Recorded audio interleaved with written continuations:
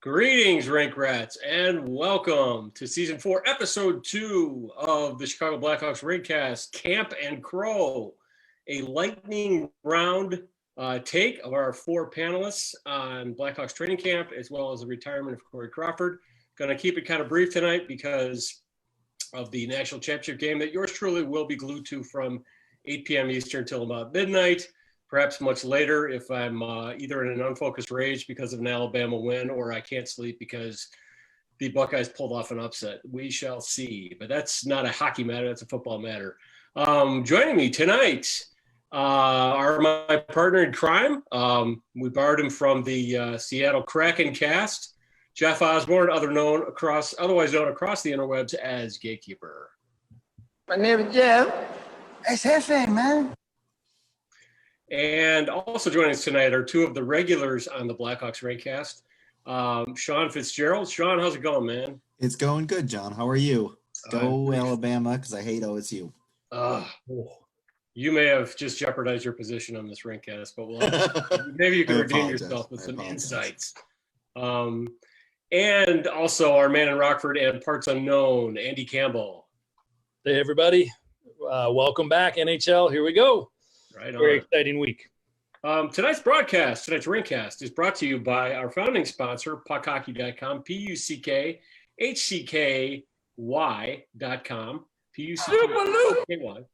Yes. And Sean is rocking tonight a Rink hoodie, which is available for you at puckhockey.com. Use the Rink, THERINK, no dash in this case, discount code, and get 10% off all your orders there, including not just Rink gear, but everything at Puck Hockey. It's really great stuff. We are eternally grateful to those guys for their partnership in launching this thing now going on 4 years ago, and they're always near and dear to us.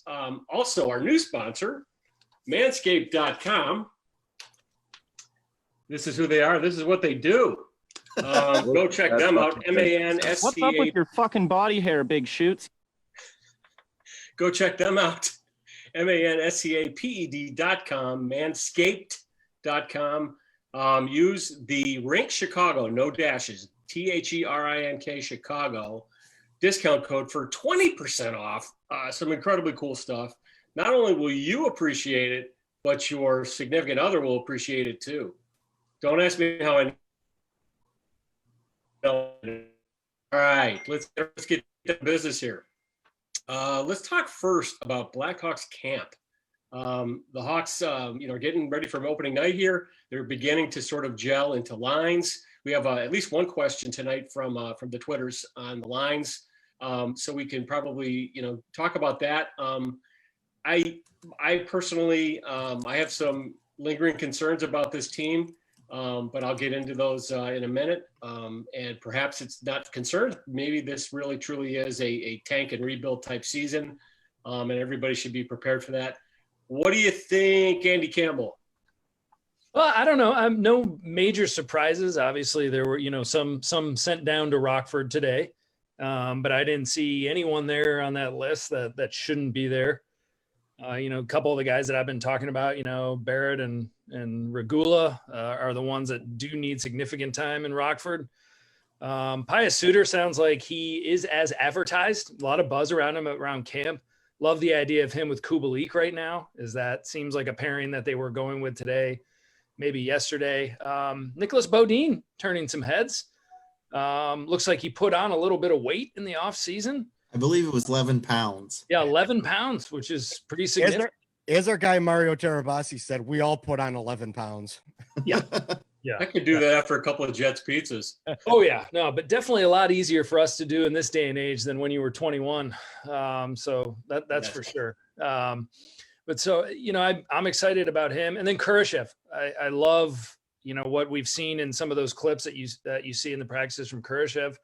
He might stick around for a little bit. Now with Soderberg, it sounds like he's not going to be here, for the road trip. He's going to miss the first 4 games. Who knows when he's going to come back. They need him out on the ice for nothing other than a bargaining chip and the trade deadline for some futures. But I don't know. And then Ian Mitchell, it sounds like he's ready. And so, I think that a lot of folks that were very, very high on him, it sounds like his game is sound enough to possibly be an NHL regular. A lot of people even have him in the top 10 Calder candidates. Should be which is bold, but I think I forgot who wrote it in the Athletic. It wasn't Scott Powers, but someone listed top 10 Calder candidates, and they had Ian Mitchell at 10. Yeah, I wouldn't bet money on that. Well, I wouldn't bet money on this team in any way, shape, or form. But it sounds like he's maybe on the under. Right, but he sounds like he's ready to play NHL level. And I have had some conversations with my buddy Leon Hayward over at Colorado College, who has always said, "Thank God he's not around anymore." He's a hell of a hockey player, and we'll see what he can do. But I don't know. I don't think there's any, unless you guys feel differently. There's no major surprises. It doesn't sound like from camp. I've said too much already. No, you're good. Good. Sean Fitzgerald. Yeah, I agree with Andy. There's really no surprises out of camp. Khrushchev looked good yesterday in the scrimmage. Ian Mitchell looked good. I'll never understand why people fight during the scrimmage.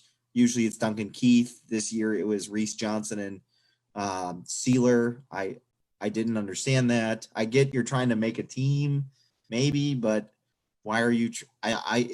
It blows my mind because it makes no sense. I know the Rink chat was lighting me up for the goalie play of Matt Tompkins because he got lit up yesterday. He sucks. He does. The organization likes him for whatever reason, and I like a try-hard guy. That's just me. He's worked his way up from being a sixth-round pick out of OSU, I believe, in 2013. If I remember correctly. 2012, okay. And he worked his way up from Indy to Rockford, and now that's where he's going to stay after 9 years of being in the organization. Probably. But you never know. 9 years to develop a backup AHL goalie. Way to go, guys. Yeah. Hey, he's probably betting his career. If Jeff Glass can play at Chicago, and right, maybe he can't. Pat Foster, right? Yeah. Jeff Glass re-signed with the San Diego Gulls, so maybe Tompkins. I mean, if you look at the goalie situation, like Subban and Delia, I guess weren't really tested in yesterday's scrimmage, so that's going to be really telling.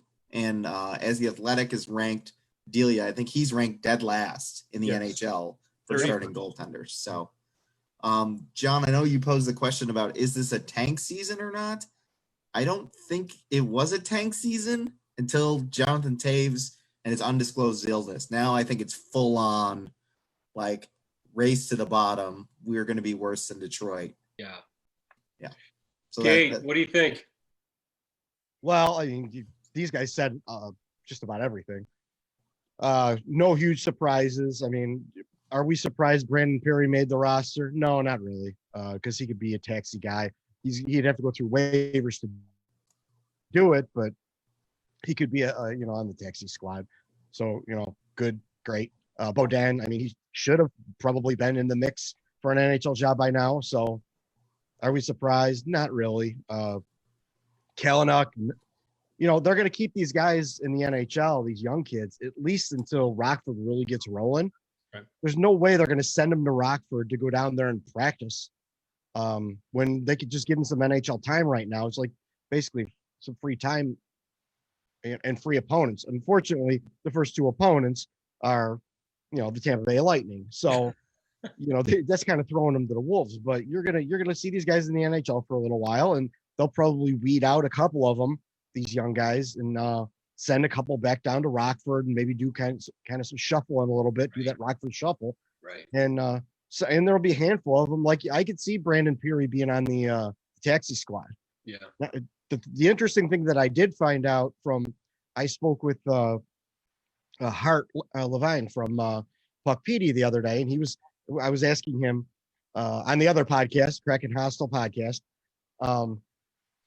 I was asking him things about, what were some unattended things that came up and stuff like that with salary cap and stuff like that. And something I didn't even realize, it's out there to read, but a lot of people aren't paying attention to it, is that a player to go to to go to the taxi squad, if you are supposed to pass through waivers to go down to the minors, like any other, movement, you have to pass the waivers to go to the taxi squad. So that could come into effect when putting a guy in the taxi squad. You're not going to put, I would have to look at the list of the players that are actually, a waiver exempt and aren't waiver exempt, because I don't know them off the top of my head, but there's a couple guys out there who aren't waiver exempt that they'd have to sneak through waivers to put them on the taxi squad. Right. So, you might be more inclined to keep them in the NHL for a little while instead of, trying to pass someone through waivers if it's a lost season anyway. Right. It's that kind of thing. And like Sean said, the goalies too, right now, no one's really stood out. Who my boy is, Calandelia, but it is, they said in the rankings, it could have been any three of those goalies that would have been ranked last. It didn't matter who it was. They just put Delia's name on there. Right. So, it's a big question mark right now. Who's going to score the goals and who's going to keep the goals, who's going to keep the pucks out of the net? There's really, only a handful of guys that we could be sure of, and that's it. Yeah, those are all really good points. This is one of those times of year, I think, when fans and certain members of the media get a little crazy with this, this guy or that guy's going to make the team. And yet what always happens is after Kyle Bond, there are a few games taste of the NHL, that they get shuffled around, guys go to Rockford, et cetera. When Soderberg gets here, that's going to force some changes. I think it's an interesting point you raise about, needing to pass through waivers to go on the taxi squad. You think that through, then that means guys like Peary, Anton Lindholm, guys who have some NHL experience, could be useful there in that role, but they're not guys who somebody's going to jump, leapfrog over each other to try and claim off of waivers either. So that makes a lot of sense. Side note, John, Anton Lindholm, John Quinville, Nick Seeler, and Matt Tompkins were all placed on waivers today. Right. Okay. Those are all guys that I could see being on the taxi squad. Right. Mm-hmm. Right. And unless they're Martin Ferk, they're not getting claimed by anybody. Right. Right. The exception may be of Tompkins. I'm not sure Tompkins is going to see any NHL time, but anyway, the interesting thing too is about the lines, and I guess I'll pivot to that. And I'm going to pivot to that with our first question. This is from Heavy Metal Cul-de-sac. Now that the season is close and the roster is nearly set, what line matchups, defensive pairings would you like to see the Hawks start out with? That over to Andy. Oh, going to me first? Wow. I don't know. Do you have is there a simulator I could just plug names into and it just randomizes everything? Right.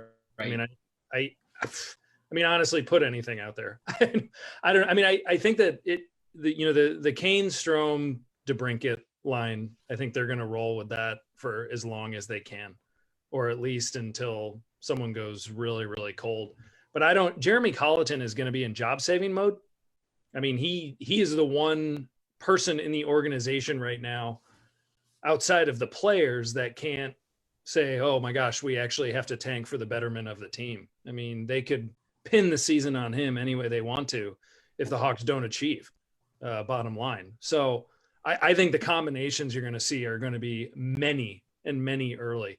The deck's going to be, particularly in those first two games against Tampa Bay, if they don't go very well, which they probably won't, then I think the combos are going to be switched up quite a bit. I do like the idea of Suter and Kubalik together. That seems like, from the early looks of camp, that there's a little bit of chemistry there. Two really good offensive weapons that have, play similar styles, who have played in the same league before overseas. If you can keep those two together, I'd like to see that up front. In the back, I think it's Mitchell and DeHaan, I think is something that's been late. That I actually like that quite a bit. Get someone big and physical with the kid there, maybe protect him a little bit. But I mean, DeHaan is probably their best defensive defenseman, period. When healthy, I mean, he's pretty darn good. I mean, he's a great hockey player. Yeah. So putting Mitchell with him, where Mitchell might have a little bit more room to carry the puck and carry the load, I like that. I mean, those are the only two that I feel marginally, comfortable with or somewhat strong about, just to make sure that expectations are or not expectations, but just to have a fighting chance in a hockey game this year. Yeah. Sean. So I was on the Twitterverse earlier today, and a guy I follow who's a big Cubs guy, but also a big Hawks guy, he suggested Kubalik, Suter, and Peary as a line. And I think that it kind of reminds me of when we did our fantasy draft, and I think I had Peary smoking, I can't think of his name, down in Arizona, and somebody else. So Nick Schmaltz. Yeah, I think I had a line similar to that. So I think I would roll with that. Rink 2019.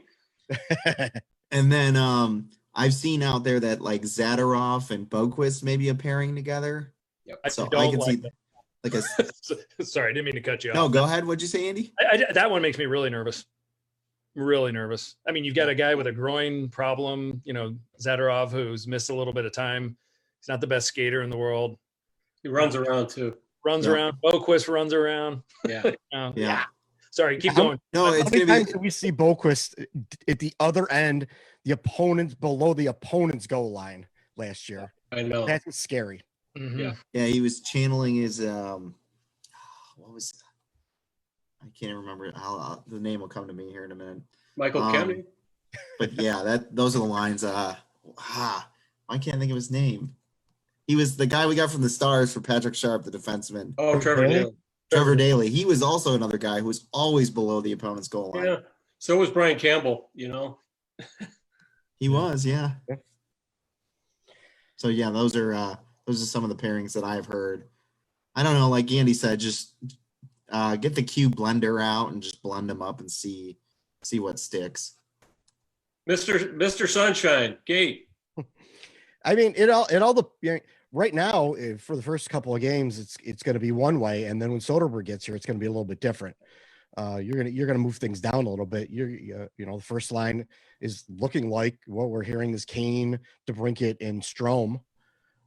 What's going to happen if P.S. Suter once Soderberg comes around, and then you've got a lot of centers around. Are you going to move Suter over to the wing, or what are we going to do here? Because you've got either Janmark or Wallmark as a center.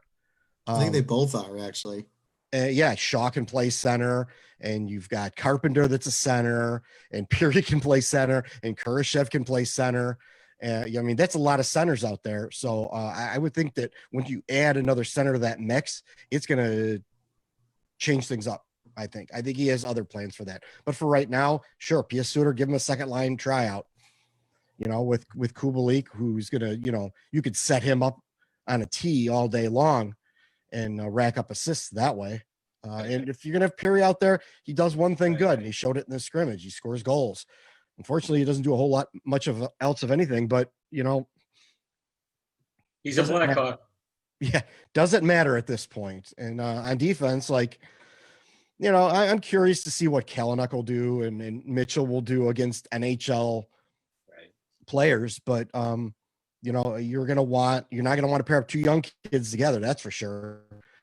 So, Dehan and Murphy, we have seen reports of Murphy and Keith starting as the first pairing. Shutdown pair. I don't know if that's really a shutdown pair, but it's going to be a decent second pairing on any other team. Right. But that's not what it's going to be here in Chicago. That's going to be who they're going to count on to skate 25 minutes a night. Power play, penalty kill, all that stuff, and that's going to take a lot out of them. They're not young bucks anymore, right? No matter what, despite what you read in the newspapers, they're not young bucks anymore. So, and then don't forget about Carlson. I mean, he's a good, just a guy in the back end. He's just a guy. He's not going to score any goals, but he can make an outlet pass to somebody, breakout out of the zone, and he's going to play defense on the back end. It's going to be interesting to see. I can't, with seeing, a scrimmage, a couple of scrimmages, can you really sit here and make up lines other than what you've been reading from the beat writers? You really can't until you actually see them on the ice working together against an opponent they're trying to beat rather than just scrimmaging against, teammates. So, yeah. So I'm kind of in the camp of all you guys. I think that, what Colleton is presented with is kind of a grab bag of spare parts. He's got a couple of, he's got one elite player, and then he's got maybe one near elite player in Kubalik, and then he's got a couple of good players in DeBrincat, and I'm talking about the forwards now. I think, everybody's again getting all excited about Kane, Strome, and DeBrincat and going, oh, look at that, points, goals. But I really think that line is going to have some serious problems against the better defensive pairings that are typically going to be rolled out against them, because they're not going to be able to outskate a lot of pairings. I mean, Kane's the only guy with above average speed, and they're not going to be able to outmuscle anybody. Puck retrieval is going to be a massive problem for that line. And I think puck retrieval is, I think I haven't seen enough of Pia Suter to know, how well he's going to do in the corners and around the net. Because I think Kubalik is a guy that, he needs to move around and somebody's got to get him the puck. He's not the guy you want going in the corner after the puck. So I think, and again, I keep comparing this team or evaluating this team in terms of how equipped are they to contend, and they're just not. And so a lot of the metrics that I usually apply are kind of ridiculous, because this team's not really going to do anything this year. And it's going to be, again, about a season about evaluating the progress of younger players like Mitchell, like Boqvist, and unfortunately not Doc, but guys like Kubalik, does he have a sophomore slump, or does he continue on the same torrid pace of last year? And, again, I think, you go back to the Saad trade, not only did they not get all that much back, but they lost something, and they lost a guy who played really well, actually, with Taves and Kubalik. And, they need those guys who have some skill, but can also go into the corners and get the puck out, for guys like Kubalik. So it's going to be interesting to see, and I just hope that there's enough sort of inertia there, positive inertia, that the young guys can thrive and grow, and that it doesn't just turn into a really negative situation. And I think that remains to be seen. All the talk now is, they're going to defy the doubters and do all this great stuff. Well, Jesus. Yeah, let's check back in on that in 60 days, and see. So you don't think, JJ, that Strome and DeBrincat are going to be winning pucks off of Hedman and Shattenkirk? I guess I don't get it. No, I kind of don't. Call me negative Nancy, but I think that's going to be an issue for that line against certain teams. And again, they're not going to really outskate a lot of teams either. No, I think Patrick Kane is your best puck winner on that line, and that's not an indictment on him. I mean, he can win in a 50-50 puck every now and then, but the other two can't do it. Right. You can't do it. Yeah.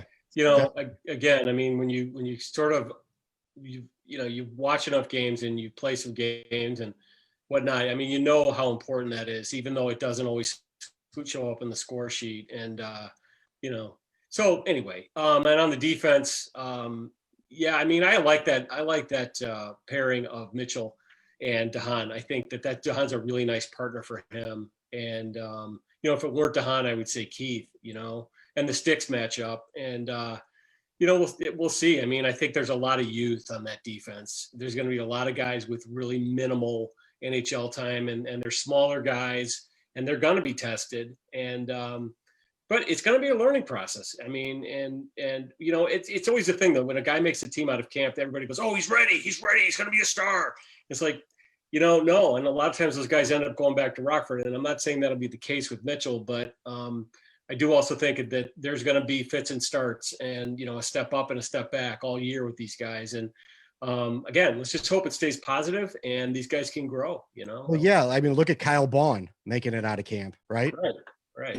That happened. And then, a lot of people forget that in DeBrincat in his rookie year, he was probably a couple games from being sent down to Rockford for a little while. Yeah. And then he just got hot at the right time and the trajectory changed. But actually, so was Saad too in 2013. Yeah. 2012. The first 20 games or so, he was a deer in the headlights. And, he was also playing with two Hall of Famers, which didn't hurt. And and the light went on and he was, rocking and rolling. But well, I hope that when things open up and Rockford gets rolling, that they're honest with themselves about these young guys, and it's not just throw them out there and beat them to death and let them get beat and let them get, let them just learn how to lose all season long. Like, I hope that they're honest with that and they're like, okay, well, we've given this guy a taste. We don't think, he's not NHL ready right now. He can't absorb all this. Let's set him down for a little bit. Let's get him, get his confidence back a little bit. He's got a little taste, a little dip of the, dipped his toe in the water of the NHL. Now we send him down a little bit and, get him some competition. It's a little, more where he can go in there and I'm kind of using Ian Mitchell as an example to send him down there and just, get a little bit of confidence. Okay. I am a pro. I can hang here. Getting beat every night isn't a regular thing. And like I should, that whole thing, just learn. I just hope they do that because putting him on the practice, the taxi squad isn't necessarily going to help. So if they're not going to play in the NHL, send them down to Rockford.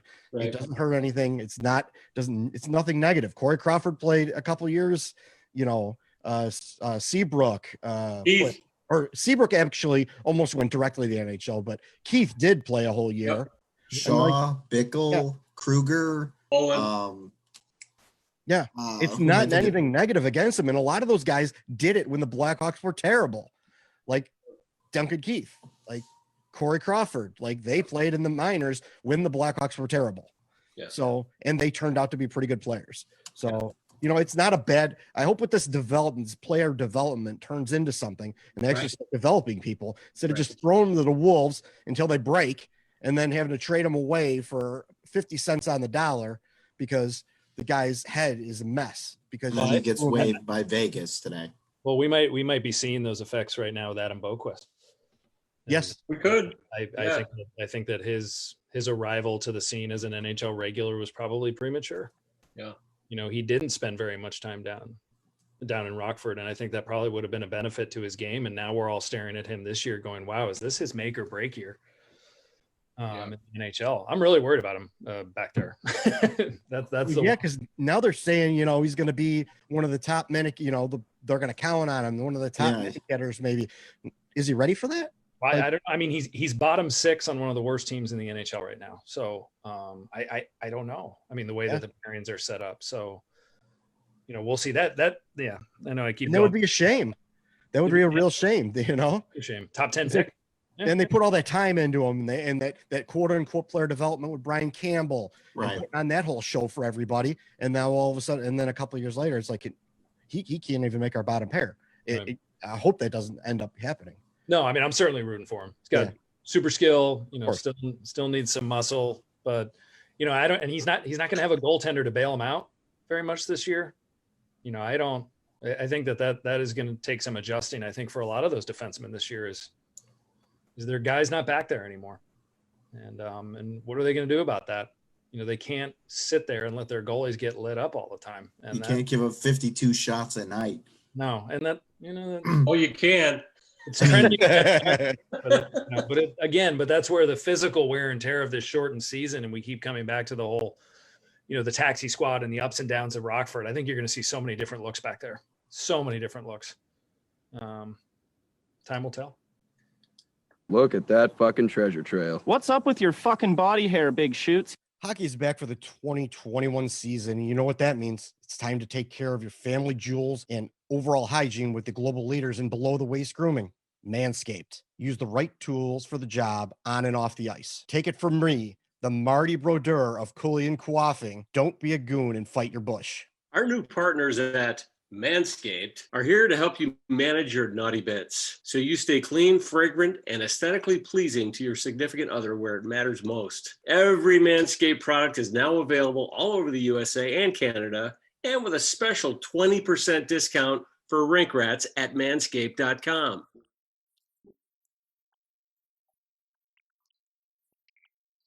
Manscaped has redesigned the electric trimmer just to keep your private area safe. The Manscaped engineering team spent an intensive 18 months perfecting the greatest private area trimmer ever created and just released the new and improved Lawnmower 3.0 trimmer. The Lawnmower 3.0 is simply the best hygiene tool for the modern man. Think your skates are sharp? Because the ceramic blade and advanced skin-safe technology, your snags will be reduced with a close shave. Perfect Package 3.0, which comes loaded into this nice little box. Also comes with a crop preserver and crop reviver. It's time to keep your yarbles fresh and clean. The Crop Preserver is an anti-chafing ball deodorant to keep your nuts from sticking to your legs from end to end. Nobody will be chirping you anymore for having really smelly nuts. The Crop Reviver is a spray-on toner for your balls. It's made with a soothing aloe and witch hazel extracts that will give your balls a boost. Manscaped even threw in their shed travel bag. And I got to tell you, this thing is really nice to keep all your goodies stored comfortably. Speaking of comfort, the Manscaped anti-chafing boxer briefs are also included. I'm wearing mine as we speak, and they are nice. Complete your top to bottom grooming game with the new refined cologne signature scent by Manscaped. With the same signature scent that's in all Manscaped formulas, this cologne is a perfect complement to this collection. Get 20% off and free shipping with the code THERINKSEATTLE, The Rink Chicago, or THERINKColorado. No dashes, no underscores, nothing, at manscaped.com. light the lamp this season with the Manscaped Perfect Package 3.0. Hockey's back. Don't let your manscaping get out of whack. All right, let's move on to the segment I've been looking forward to, which is kind of our tribute to Corey Crawford. I'm going to kick this one off because I had a real love-hate relationship with Crawford over the years. It turned that morphed from hate to love. I was not a Crawford fan early on, although I had friends telling me that and people in hockey telling me that he had a lot of talent, and I was being hard on him. I think it was in part because I had a buddy back in those days, like in the early to mid 2000s, who was Craig Anderson's agent. And so he had a little bit of and this was when Anderson was with the Hawks, and they drafted Crawford, I believe the year before they drafted Anderson. And so he was all very negative on Crawford, and he had played some pro hockey as a goalie as well. So I kind of took his opinion. But I mean, Crawford really, I think for me, the year he really, or the time he really started to win me over was when the year 2011, when the Hawks got eliminated by Vancouver in the first round, and Crawford really stood on his head, and he won a couple of those games. That was a great series, and after that, he delivered. I mean, he was the rock for the Hawks for so many years, and he was, they don't win those last two cups without him. And that's for sure.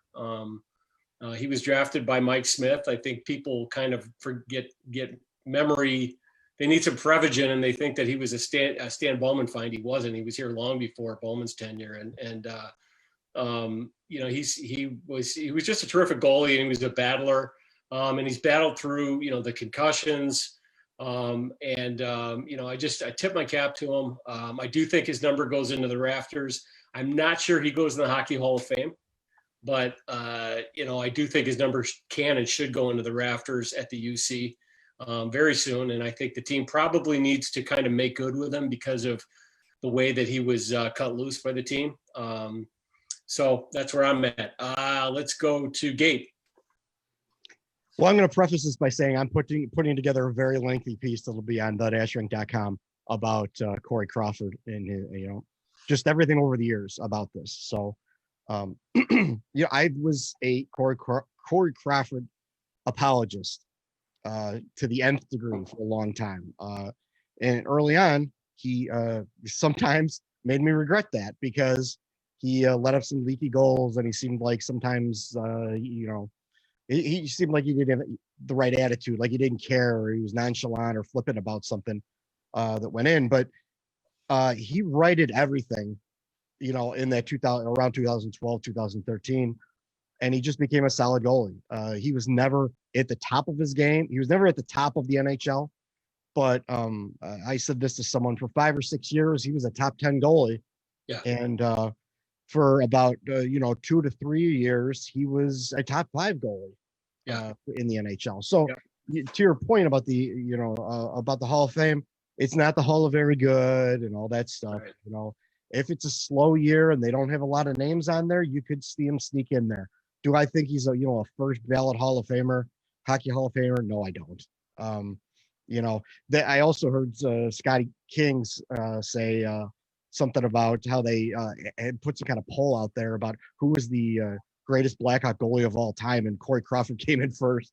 I'm like, come on, all right, that's some recency bias right there. Yeah, really. Yeah, Well, I mean, he's probably you got Espo, you got Glenn Hall's first, you got Espo's 2, you got Belfour in there maybe at 3, and maybe Crawford's in there at 4, and that's a fair ranking. Yeah, I agree. I think for him, he had a great, those cups, he was stood on his head in 2013. He was, his goals against was under 2. He probably, could have got a Conn Smythe in there. If they win that should have got a Conn Smythe. Yeah, if they win the cup in 14. Yeah. This could be a different story, but unfortunately they didn't. But he still was very good, and I'm gonna miss him being around. And we were kind of hard on him on the end, but it wasn't hard on Crawford. It was hard on the Blackhawks that it was time to not invest in a guy who's 30-something years old when you're declining and all that stuff. They made the right move. That was nothing against Crawford at all, because we knew damn well he could go somewhere else and play for a couple of years and do well, and he almost did that, but he just about face and decided this wasn't his thing. He probably could have put in a year or 2. I think he could have, but his injury concerns, everything, lots of injuries, especially after like 2016, concussions and the appendectomy, and he hurt his ankle, and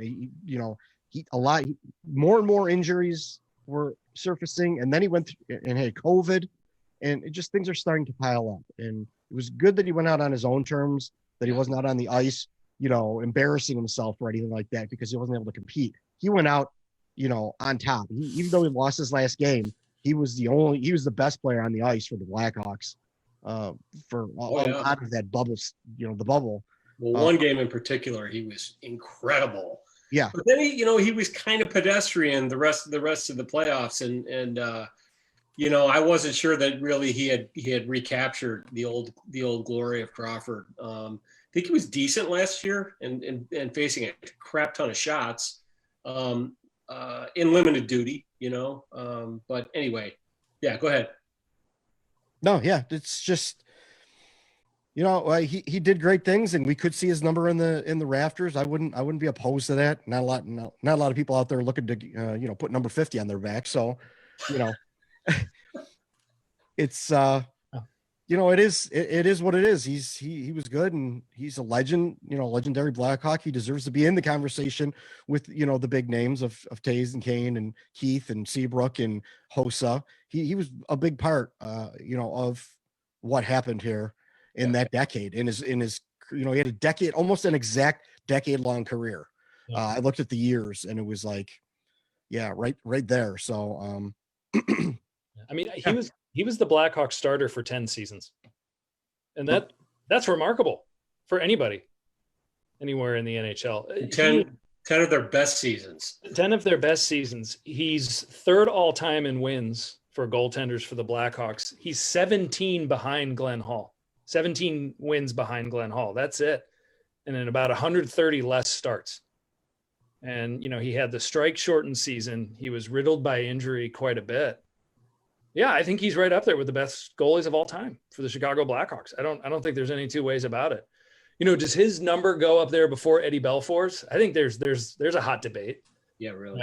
Eddie Belfour, 8 seasons, 2 Vezinas. I mean, Eddie Belfour was the premier goalie in the NHL in his best years in Chicago.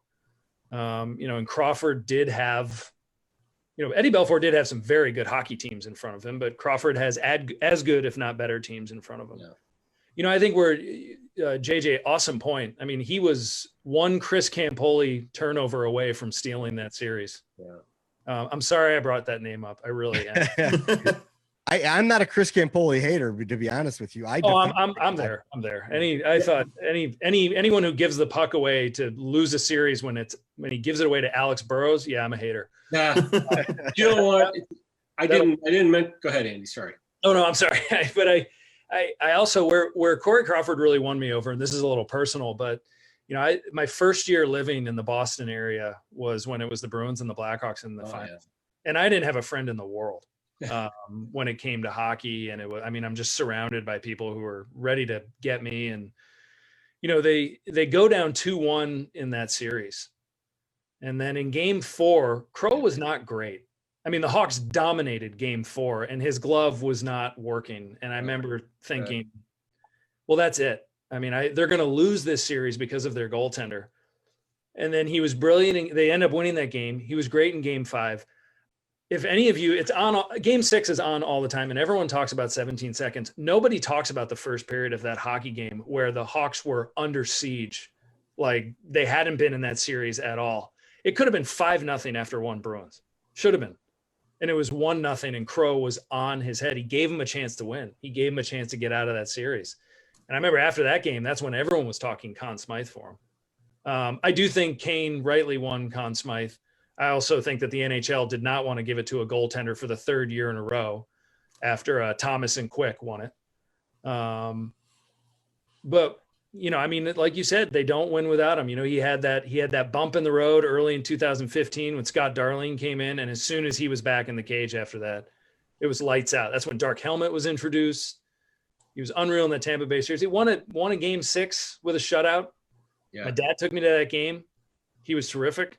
Yeah. I don't know. I mean, yeah, when, people can be critical right now, Crow, and, talk about who he was, what he wasn't. It's still very recent that he played, so it's easy to do that. Ask anybody in 10 years about Corey Crawford. Yeah, I agree. Any Blackhawk fan, and they'll want to sit down and talk about him at great length. Mm-hmm. I think 50 should go up there. I do. I think, John, before we turn it over to you, I'm going to bring up probably the low point for me with Crawford was the Arizona series in 2012, and he let in a couple of the softest goals I've ever seen at the worst possible time. And I was witness to one of them. I was in the arena. It was a breakaway in overtime. Yep. And it was kind of like a squeaker between the legs. And I just stood up and screamed, "That's how it's gonna end? Are you kidding me?" I got a phone call from my dad saying the party's over, my friends, and after that goal went in, and I, being the mature adult that I did, I just hung up the phone on him. So, well, Sean, you are a mature adult, so why don't you weigh in with your take on Corey Crawford's career? So I think he's going to be viewed as underappreciated, or he is viewed as underappreciated right now. The amount of people that wanted to run him out of town after one bad start all the time was. And we're going to see this season, what Corey Crawford meant to the Blackhawks, because they're not going to have the same level of goaltending in net. And then people are going to be like, well, maybe Crawford wasn't so bad. A guy I went to graduate school with was a huge Rockford Ice Hogs fan. And so we went to see the Ice Hogs play the Quad City Flames, I think they were at the time. I think they're and Crawford's, we sat right behind the net and saw Crawford play. My buddy claims he was staring at my ex-girlfriend the whole game when he would get water. I don't think it was true. But yeah, Crawford was just, he's a better version of Chris Osgood. Yeah. Like he's a better version of Chris Osgood played. Hey. You look at their numbers, Crawford's got better numbers than Chris Osgood does. I think Chris Osgood is like 14th all time in NHL wins. Right, because he played forever. Yeah. On a great team. On a great team. His save percentage is lower than Crawford's all time. He's .905, while Crawford is, I believe he's .914. But let me say 918. Let me say something about that, though, because I lived in Detroit when he played in Detroit. And Chris Osgood was the benefactor of a gentleman named Nicholas Lidstrom and a couple of other great defensemen, Larry Murphy and some other D-men that they had there back then. A lot of the shots that he faced were perimeter shots because the Red Wing defense at that time was so good with Konstantinov was there then too. And they took care of the house. And I mean, so Osgood's save percentages were always padded by the fact that they just didn't give up a lot of high danger chances. So that's a little misleading, but yeah. Well, you could make that argument in Chicago though too. I mean, You could. Not the last 4 or 5 years, you can't.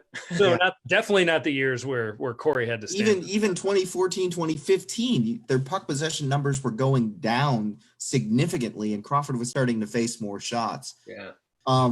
My favorite, or one of my Corey Crawford moments that I think it's underrated, is in the 2013-14 playoffs when he stole Game 5 against the Minnesota Wild in the second round. I believe they shut him out, and I think he faced like 30 or 40 shots, and they shut him out. And literally, like, the Wild were coming for the Hawks that entire game, and Crawford stole that game. And then they went on and eliminated the Wild in Game 6 of that series. And I just thought, okay, this is the moment he's going to get the respect he deserves. Like, he wasn't even that great that series, but Game 5, he stole it. It was, they were under siege that entire game. So I think he's going to be. That was the series where. Go ahead, John. Yeah, I think ultimately to the common Blackhawks fan, like the regular Joe guy, he's going to be like, oh, he wasn't that good. To the educated fan who appreciates him, I think he's going to be appreciated. I think that's where he's going to fall. I think time will be kind to him and his legacy. I totally agree. Yeah. So that Minnesota series, I just wanted to interject. That was a series where Michael Roosevelt went from being a jewel shopping cart to a 3-wheel jewel shopping cart. Yes. That was gross. That was really gross. Yeah, that was bad. Graphic injury. Man, those, you know what though, we really are. We're so blessed to have had those cup runs and those great series. That's talking about. Well, and when Brent Seabrook hangs him up, which I think is not long in the future, I think we'll have this conversation again, and we'll talk about the game-winning goal in the Detroit series in 2013, and some of the great things he did too, and that's wakey. Right, wakey, that wakey, too, the hit on David Backus. Yeah. And but that's sort of the thing now that we have to look forward to, is reliving, as these guys go off into the horizon, because there's not much else right now. So I guess everybody's weighed in on that. You guys got anything else? We could probably start to close up shop. Excited for hockey. Here we go. Yeah. Mike Milbury's not going to be calling any games or being in any studio, so that's going to be great. Yep. Yeah, but they put everybody's Babcock hockey in IQ is going to go up about. They did put Babcock in there, so maybe he'll ask the set, what do they think about each other? One marble mouth to another, and then give the list to each other at the end of the broadcast. What do you think of all your cohorts? Here's the list. Yeah, they need more Patrick Sharp. Yes, definitely. Sharp is great. He really is. Good. I think Anson Carter's so good. Yeah, he really he's is good too. So good at breaking it down and being analytical and well spoken. He's great. I'm a big fan. They've definitely upped their game the last couple of years, I think. Yeah. With the additions and some of the subtractions too. So, all right, well, let's wrap it up. I'm going to thank my guests and co-host Andy Campbell, Sean Fitzgerald, and of course Gatekeeper. I also like to thank our sponsors, our founding sponsor, puckhockey.com, puckhcky.com. Use that the Rink, all caps, no dashes, discount code for 10% off, and our new sponsor, Manscaped. Manscaped, yes. This is who they are. This is what they do. Manscaped.com. 20% discount if you use the Rink Chicago, all caps, no dashes, or the Rink Seattle, or the Rink Colorado. And buy some of their stuff, man. It's good stuff. And check out our YouTube page. We got a brand new commercial for them. I think you got to check out the commercial on our YouTube page. Ooh. So, Gate, you got any plugs? No, I mean, just if you want to listen to the Kraken Hostel Seattle Hockey Rinkcast, I had Hart from Puckpedia over there, and we talked about salary cap stuff. It's going to be mostly general NHL stuff for this season until things really get rolling. So if you have any questions about salary cap stuff and interesting things that might be seen, head over there, check that one out. Let me know what you think. Leave a rating and all that stuff over there. Other than that, no, we're good. Andy, Sean, any last little bits? All set from here. Always good to see your mugs, and thank you everybody for listening. And always fun to talk hockey. Really fun to talk about Corey Crawford and about the Hawks. That was a really good time. Yeah, cool. I agree. We're going to see Tampa Bay twice this week, so we'll see the defending Stanley Cup champions. So that'll be nice to see. And I'll look forward, hopefully, to be talking about it next week. Yeah, draft all your Lightning, all you fantasy guys out there. That's right. Hey, everybody, as the season gets ready to start here, we're going to have regular content on our website for the Blackhawks, the Seattle Kraken, Colorado Avalanche, NWHL, AHL. Some Toronto Maple Leafs too. Toronto Maple Leafs. Not going to leave them out. Jackets. You can find us on the Twitters, and you'll see a lot of our content linked there on the Twitters. So give us a follow. We got a lot of different accounts. We have even a store account, the Rink store, that you could follow and go grab some of that sweet Rink merchandise at puckhockey.com. So without further ado, good night for everybody. Go Buckeyes, go Bucks, OHIO, and we'll see you Rink Rats on the rink.